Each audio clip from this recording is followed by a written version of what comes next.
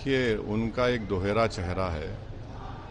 पिछले साल 5 lakh backward caste के सर्टिफिकेट ने हाईकोर्ट ने कैंसिल कर दिया। अब आप उर्दू में जारी कर रहे हैं। अब बताइए, 29% आबादी है मुसलमानों की, वहाँ सिर्फ 7% गवर्नमेंट एम्प्लॉयमेंट में है। सबसे ज़्यादा स्कूल ड्रॉप आउट मुसलमानों का है। बिल ही हमारे हाथ में नहीं है। प्रधानमंत्री कैसा बोल रहे हैं? पार्लियामेंट तो चल रही है ना, उसको तो सेनेडाई नहीं हुआ।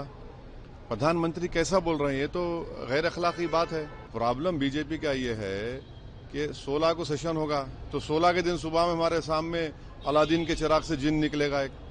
कैसा पढ़ेंगे उसको? 10 अप्रैल को शपथ लेंगे बिहार में नए मुख्यमंत्री। अब ये तो अलायंस का और पार्टी का फैसला है, इस पर हम क्या बोल सकते हैं। तो उनकी पार्टी ने फैसला लिया होगा। पर सर, जनमत 25 से 30 नीतीश कुमार के नाम पर इन लोगों ने दिया। हाँ, वो तो है, आपकी बात में सच्चाई है। सर, बिहार में महागठबंधन की यदि सरकार बनती है तो क्या AIMIM समर्थन देगी? बन रही है क्या? नहीं, आरजेडी के नेता कह रहे हैं कि खरमास के बाद अभी खेला होना बाकी है और तेजस्वी जी जब खेला करेंगे तो सारे लोग देखते रह जाएंगे। अब राज्यसभा में तो खेल हो गया, चुनाव में अगर होता है तो जब देखेंगे। अभी तो कैसे बोलेंगे? अलग अलग राज्यों में चुनाव हो रहे हैं, क्या लग रहा है? आसाम में चुनाव क्या है, स्थिति आप है? उसी से चुनाव लड़ रहे हैं। वहाँ आपको लगातार कांग्रेस लेफ्ट के द्वारा, TMC के द्वारा फिर वही कहा जा रहा है जो बिहार में कहा गया कि आप बीजेपी की बी टीम। कोई बात नहीं, बोलने दीजिए। बिहार में भी जो वो लोग बोले थे, उनकी बात का कोई जनता पे असर नहीं हुआ। इंशाल्लाह यहाँ पर भी नहीं होगा। सर, ममता बनर्जी ने अपना मैनिफेस्टो उर्दू में जारी किया है। सर, देखिए, उनका एक दोहरा चेहरा है। पिछले साल 5 लाख बैकवर्ड कास्ट के सर्टिफिकेट ने हाईकोर्ट ने कैंसिल कर दिया। उसमें करीब 3 लाख मुसलमान बैकवर्ड कास्ट के सर्टिफिकेट थे।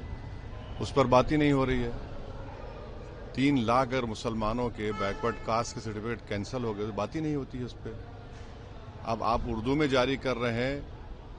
अब बताइए, 29% आबादी है मुसलमानों की, वहाँ सिर्फ 7% गवर्नमेंट एम्प्लॉयमेंट में है। सबसे ज़्यादा स्कूल ड्रॉप आउट मुसलमानों का है।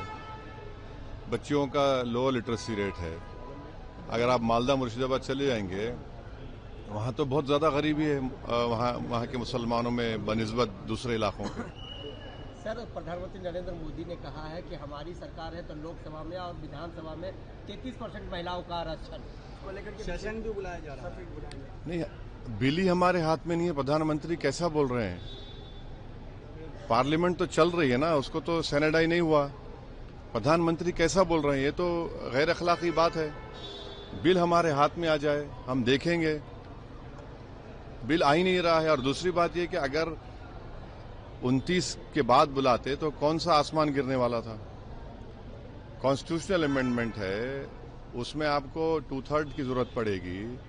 और बंगाल में 42 MPs हैं, तमिलनाडु में करीब 40 हैं, केरल में 20 हैं, असम में है।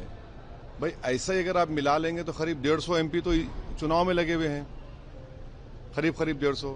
तो इतनी जल्दी क्या है? आप 29 के बाद बुला लेते। बिल तो सर्कुलेट कर दीजिए, उस पर हम बात करेंगे, पढ़ लेंगे।